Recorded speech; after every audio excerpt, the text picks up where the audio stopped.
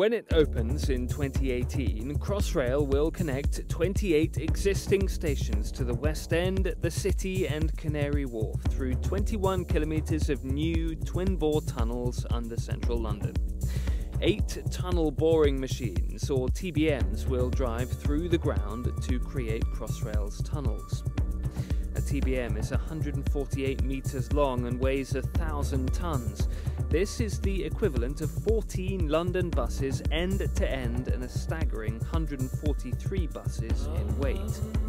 It has a rotating cutter head at the front and a series of trailers behind housing all the mechanical and electrical equipment.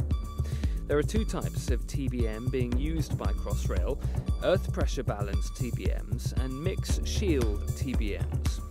6 earth pressure balance machines will be used for the 18 kilometres of tunnel through the clay to the west and the riverbed deposits in the east, while 2 mixed shield machines will be used to drive the tunnels through the chalk beneath the River Thames. Depending on the geology below and the buildings above ground, each TBM will travel between 90 and 150 metres each week, ending up to within a millimetre of where it needs to be. The first part of the TBM's work is the tunnelling phase. The earth pressure balanced TBM has a cutting wheel which is pressed against the tunnel face by hydraulic cylinders. Inside the cutting wheel, the disc cutters and scraping tool loosen the material. If the earth is unstable, and to stop the tunnel face collapsing or digging too fast, the TBM uses the soil that has already been dug out by the cutting wheel to support the tunnel face.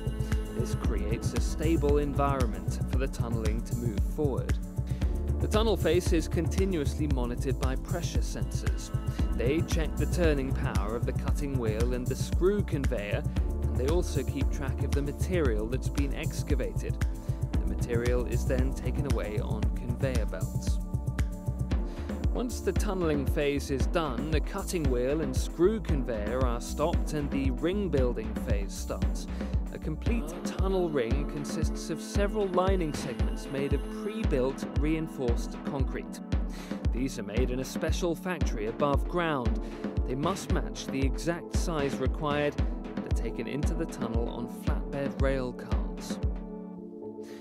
The concrete segments are fed in by the segment feeder and lifted into place using a vacuum. The hydraulic cylinders are temporarily retracted in order to provide enough space for the new segment. The segments are positioned with millimetre precision and held in place by cylinders before being finally bolted into position.